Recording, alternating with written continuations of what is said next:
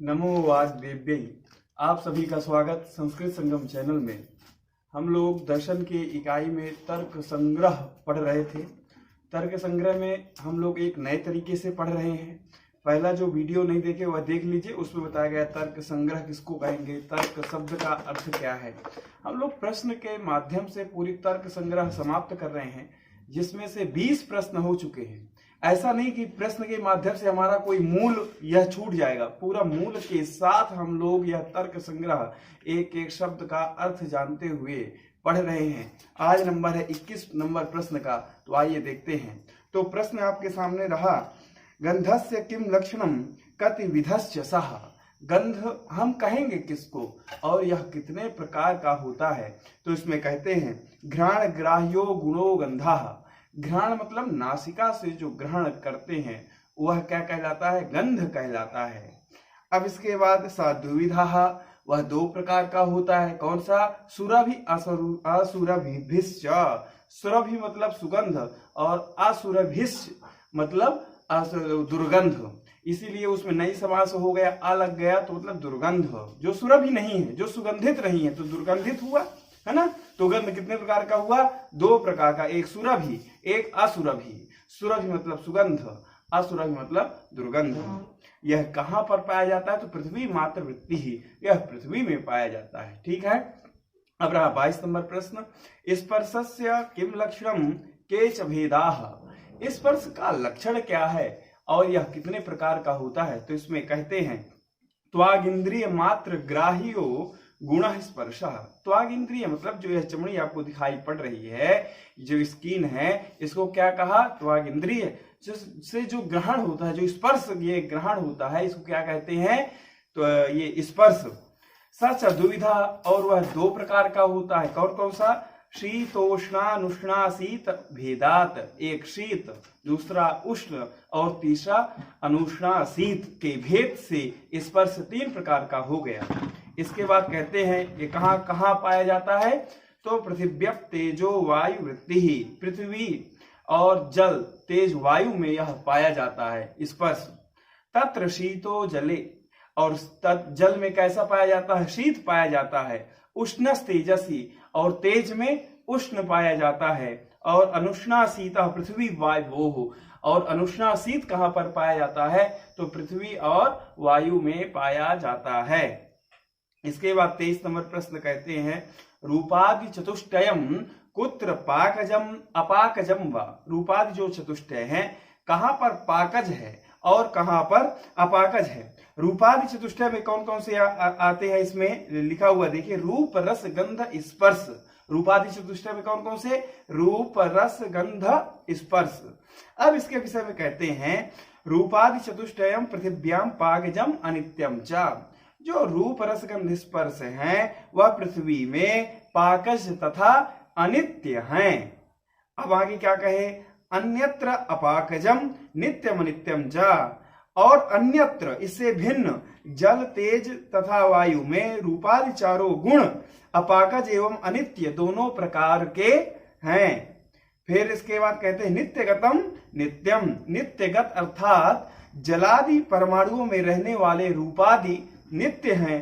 फिर आगे कहे अनित्यगतम अनित्यम, और इसमें अनित्यगत अर्थात कार्य रूप स्थूल घट पट में रहने वाले रूपादि कैसे हैं, अनित्य है। इसमें पूछ सकता है कि नित्य किसमें और अनित्य किसमें है। आपको सिंपल सी बात बताऊं, और यदि आप इसको और डीप पढ़ना चाहते हैं तो पढ़ सकते हैं। हम लोग पेपर की दृष्टि से पढ़ रहे हैं, है ना। तो पेपर की दृष्टि से जैसे दीपिका टीका है, आप वहां पर जाएंगे तो और मिलेगा आपको, इतना ही नहीं है।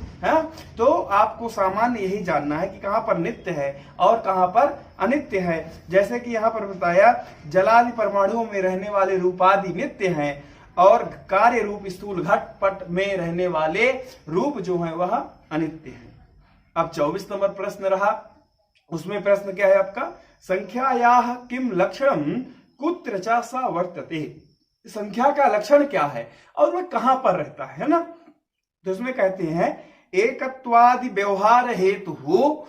एकत्व आदि का जो व्यवहार किया जाता है वह क्या कहलाता है, संख्या कहलाता है। सा नवद्रव्य वृत्ति, और वह नवद्रव्य में रहता है। एकत्वादि पर्यार्ध पर्यंता, एक से लेकर के परार्ध पर्यंत तक, है ना, एक से परार्ध पर्यंत होती है।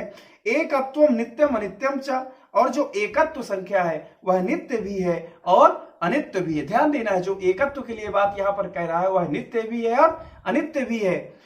इसके बाद कहते हैं नित्यगतम नित्यम, परमाणु और आकाश आदि नित्य पदार्थों में रहने वाला एकत्व नित्य ही है। फिर कहा अनित्यगतम अनित्यम, यहां पर घटादि अनित्य पदार्थों में रहने वाला एकत्व अनित्य होता है। फिर उसके बाद द्वित्वादिकम तु सर्वत्र अनित्यमेव, ये पूछ सकता है कि द्वित्वादि जो हमेशा वह कैसा रहता है, अनित्य ही रहता है। तो आप ये कोशिश करिए कि आपको यह पंक्तियां याद हो जाए। यह पेपर में मूल पंक्ति दे देता है और पूछ लेता है यह कहाँ की है, यह नित्य या किसके बारे में कहा गया है। इस प्रकार से क्वेश्चन बन सकते हैं, ठीक है। अब 25 नंबर प्रश्न है, परिमाणस्य किम लक्षणम के चतस्य भेदाः, परिमाण का लक्षण क्या है और इसके कितने भेद हैं। तो इस विषय में कहते हैं मान व्यवहारा साधारण कारणम परिमाणम, जो माप इत्यादि का हम जो साधारण व्यवहार करते हैं उसको क्या कहते हैं, परिमाण कहते हैं। और यह किस कहाँ कहाँ पाया जाता है, तो इसमें फिर वही कहा नव द्रव्य वृत्ति, नव द्रव्यों में पाया जाता है।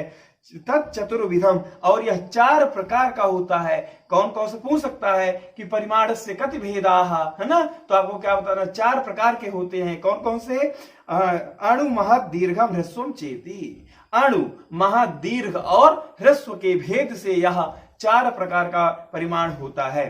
अब 26 नंबर प्रश्न है, पृथक्त्वस्य किम लक्षणम, पृथक का लक्षण क्या है। तो यहां पर कहा पृथक व्यवहारा साधारणम कारणम पृथक्त्वम सर्वद्रव्य वृत्ति ही, अर्थात घट और पट में भिन्नता जो दिखाई आपको पड़ रही है। अर्थात घट मतलब घड़ा, पट मतलब जो कपड़ा है, उसमें घट से पट अलग है ना, घट मतलब घड़ा, पट मतलब कपड़ा। तो उन दोनों में जो भिन्नता आप देख पा रहे हैं यही क्या कहलाता है, पृथक्त्व कहलाता था। जो आप यह घट और पट में यह जो पृथक्त्व व्यवहार में प्रयोग कर रहे हैं यही पृथक्त्व कहलाता है। और यह सर्वद्रव्य वृत्ति सभी द्रव्यों में रहता है।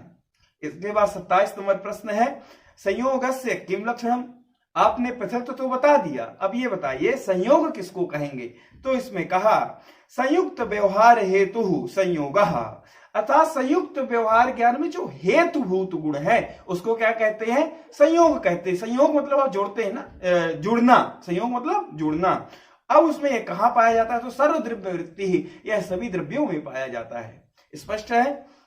अब आगे कहते हैं विभागस्य किम लक्षणम, विभाग का क्या लक्षण है। तो संयोग नाशको गुणो विभागः सर्वद्रव्य वृत्ति ही, अर्थात संयोग का नाश, संयोग का विनाश ही क्या है, विभाग कहलाता है ना। अब जैसे इसमें कैसे हो सकता है, जैसे कि अभी कोई चीज जुड़ी हुई वह भिन्न हो जाए तो उसको क्या कहते हैं, हम विभाग कहते हैं। अब अगला हमारा 29 नंबर है, परत्वयोः के लक्षणे के च भेदाः, परत्व और अपरत्व का लक्षण क्या है और इसके कितने भेद हैं। तो इसमें कहा परापर व्यवहारा साधारण कारणत्वे परत्वा परत्वे।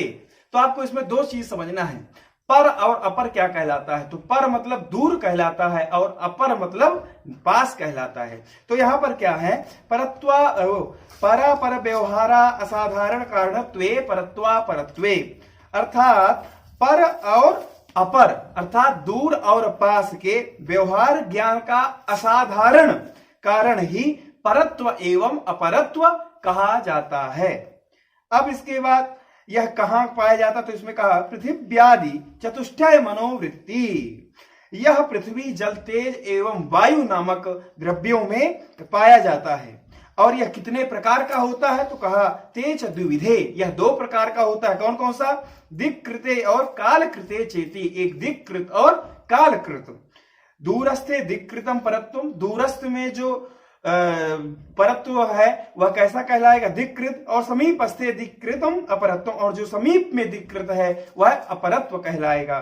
फिर कहा ज्येष्ठे कालकृतम परत्वम, ज्येष्ठे मतलब बड़ा, जो कालकृत है वह परत्व कहलाएगा, और कनिष्ठे कालकृतम अपरत्वम, और जो कनिष्ठ अर्थात जो छोटा है वह क्या कहलाएगा, कालकृत अपर कहलाएगा, अपरत्व कहलाता है। तो आपको इसमें जो मूल टैक्स है वो आपको याद कर लेना है, ठीक है। आज का हमारा अंतिम प्रश्न है, गुरुत्वस्य किम लक्षणम, गुरुत्व का लक्षण क्या है। तो इस विषय में कहते हैं, आद्य पतना समवायी कारणम गुरुत्वम, अर्थात आद्य, आद्य मतलब होता है प्रथम, जो प्रथम पतन के असमवायी कारणभूत गुण को गुरुत्व कहते हैं। और यह कहां पर पाए जाते हैं, इसमें आपसे एक प्रश्न ऐसे बन सकता है कि असमवायी कारणम, तो यहां पर नहीं आएगा। जब हमारे आगे प्रकरण आ रहा है कि असमवायी और समवायी कारण और निमित्त कारण क्या होते हैं, तो वहीं पर उसको समझ लेंगे। अभी आप यहां पर यह न सोचे कि असमवायी कारण क्या होता है, ठीक है। तो यहां पर सिंपल सी बात है, गुरुत्व से किम लक्षणम, तो कहा आद्य पतना समवायी कारणम गुरुत्वम, जो आद्य प्रथम पतन का जो असमवायी कारण है वही गुरुत्व है। और यह पृथ्वी जल वृत्ति, कहां कहां पर गुरुत्व पाया जाता है, तो पृथ्वी और जल में पाया जाता है। आज का हमारा जो 10 प्रश्न का टारगेट था वह संपूर्ण हुआ। फिर मैं 10 प्रश्न के साथ आपको मिलूंगा। हमारे 10 प्रश्न हो चुके हैं, टोटल हमको 115 प्रश्न करने हैं। 115 में हमारी पूरी तर्क संग्रह संपूर्ण हो जाएगी। तब तक के लिए नमस्कार, धन्यवाद।